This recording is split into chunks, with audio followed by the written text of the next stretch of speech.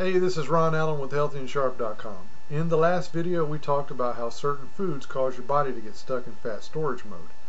The scientific term for this is metabolic syndrome, in case you're wondering. For this video, we're going to start to talk about the ways that we can get your metabolism unstuck and back on track. Now, Dr. Ray Strand has been helping patients with this issue for years, and in his book, Healthy for Life, he writes that 3 things are proven to get your body out of fat storage mode and back to burning fat instead. The first is to eat foods that are low or slow glycemic. That means eating food that doesn't put too much sugar in your body. That's going to keep you from storing all that extra sugar as fat, and once you stop storing it, you can start using it for energy. Now, this is why low-carb diets are so popular. I mean, they work, at least for a while anyway. The problem with most of these diets is they often take the foods you need most away from you, which causes a whole new set of problems, and eventually the diet, a lot of times fails. Foods like fruits and vegetables typically have plenty of carbs in them, but they also have lots of nutrients you need for energy and health too. Many diet plans will have you eat smaller portions or count calories and points to keep track of your food intake.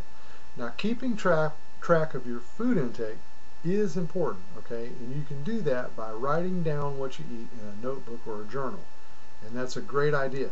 It helps you notice your eating habits and more easily change them. But eating smaller portions alone could backfire on you, because even small portions of foods that put too much sugar in your blood make you feel hungry and want to eat even more. And it's really hard and unnatural to resist hunger and cravings. It's a survival instinct. It's built into us. It's like trying not to feel panic when you're in danger, or trying not to go to the bathroom when you need to go. You're going to lose that fight. It's an instinct, and it's a strong survival instinct. So that's why it's best to avoid the fast carbs and the high glycemic foods altogether, because then you just stay out of that cycle altogether. So a good first step that I always recommend is just to avoid sweet drinks. This is going to make probably the biggest difference for you, okay?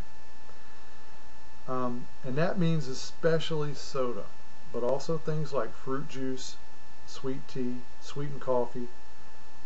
When you hold a soda in your hand, picture this, okay? It takes nearly half of that container is the equivalent of granulated sugar, okay? So an 8-ounce soda is like a half a cup of sugar.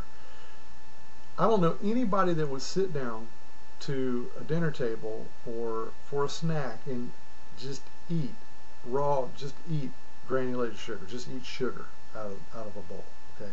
That's just crazy. It's diet suicide, all right? So you just don't want to do that, okay? Sweet drinks are probably the worst thing you're doing right now if you're doing them.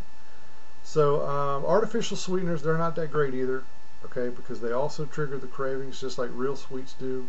They don't trigger high blood sugar, but they do trigger an insulin surge, and the insulin pushes your blood sugar down, which starts to cause that craving, okay?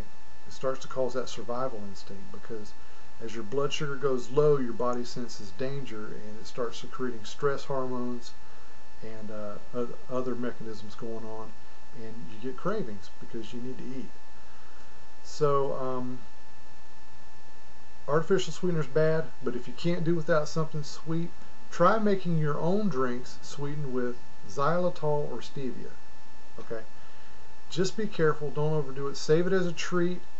Water is the best. Unsweet tea and coffee is kind of okay too, but they won't hydrate you as efficiently as just water will. So remember, you can't go wrong with just water. Make sure it's pure though.